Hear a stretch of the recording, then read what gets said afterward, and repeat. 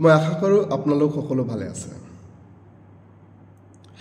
Bible অধ্যয়ন কৰিবলৈ যেতিয়া কোনোবা এজন ব্যক্তি বাইবেল কলেজলৈ যায়, বাইবেল কলেজত বিভিন্ন ধৰণৰ ছাবজেক্টবিলাক শিকোৱা হয়, বিভিন্ন ধৰণৰ টপিকবিলাক শিকোৱা হয়। আৰু এই সকলো ছাবজেক্টবিলাকৰ ভিতৰত এটা ছাবজেক্ট থাকে যাক কোৱা হয় বাইবেল ছাৰ্ভে। বাইবেল ছাৰ্ভেত বাইবেলৰ কিছুমান গুৰুত্বপূৰ্ণ কথা এজন বাইবেল ষ্টুডেণ্ট হিচাপে যি জনা জৰুৰী হয় বা প্ৰয়োজন হয় সেই সকলো শিকোৱা হয়।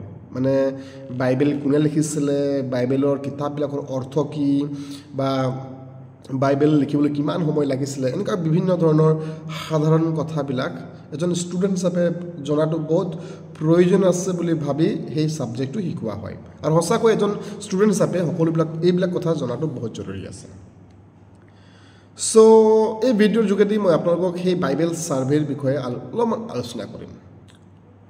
যদি আপোনাক বাইবেলৰ এই গুৰুত্বপূৰ্ণ কথাবিলাক যদি জানিবলৈ যদি মন গৈছে বা মন যায়, ভিডিঅ'টো শেষলৈ চাব।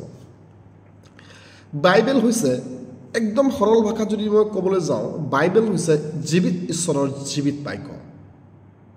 অ'কে, জীৱিত ঈশ্বৰৰ জীৱিত বাক্য হৈছে বাইবেল।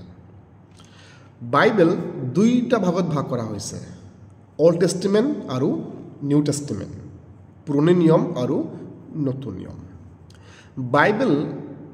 বাইবেলত সৰ্বমুঠ 66টা বুকছ আছে, য'ত ঈশ্বৰ জীৱাই 40জন ব্যক্তিক ব্যৱহাৰ কৰিছিল এই 66টা বুকছ লিখিবৰ কাৰণে।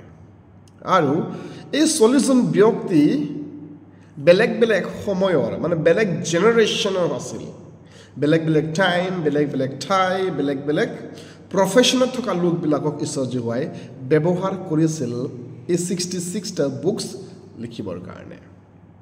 এই 66টা বুকছ লিখিবৰ কাৰণে প্ৰায় 1500 বছৰ সময় লাগিছিল। অ'কে, বুজি পাইছে? পুৰণি নিয়মত 39টা বুকছ আছে আৰু নতুন নিয়মত 27টা বুকছ আছে। এই 39টা বুকছ আমি 5টা ভাগত ভাগ কৰিবলৈ পাৰোঁ। প্ৰথম 5টা কিতাপ, আদি পুস্তক, যাত্ৰা পুস্তক, লেবিয়া পুস্তক, দ্বিতীয় বিৱৰণ, গণনা পুস্তক আৰু দ্বিতীয় বিৱৰণ, এই 5টা কিতাপক কোৱা হয় তৰা, দ্য পেণ্টেটুক, দ্য ল', নিয়ম। অ'কে, তাৰপাছত জশুৱাৰ পৰা আৰম্ভ কৰি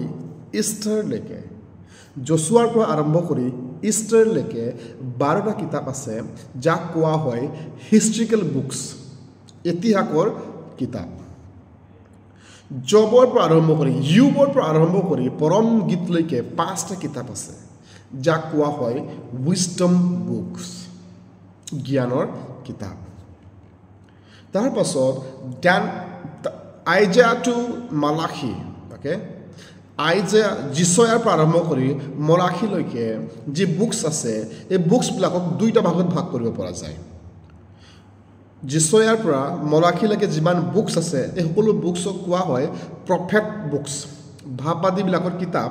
কিন্তু এই ভাৱবাদীবিলাকৰ কিতাপক 2টা ভাগত ভাগ কৰা হৈছে, মেজৰ প্ৰফেট আৰু মাইনৰ প্ৰফেট।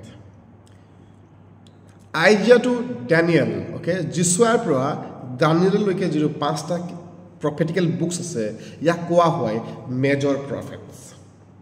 অ'কে, আৰু হোছেয়াৰ পৰা আৰম্ভ কৰি মলাখীলৈকে যি 12টা প্ৰফেটিকেল বুকছ আছে, ইয়াক কোৱা হয় মাইনৰ প্ৰফেটছ।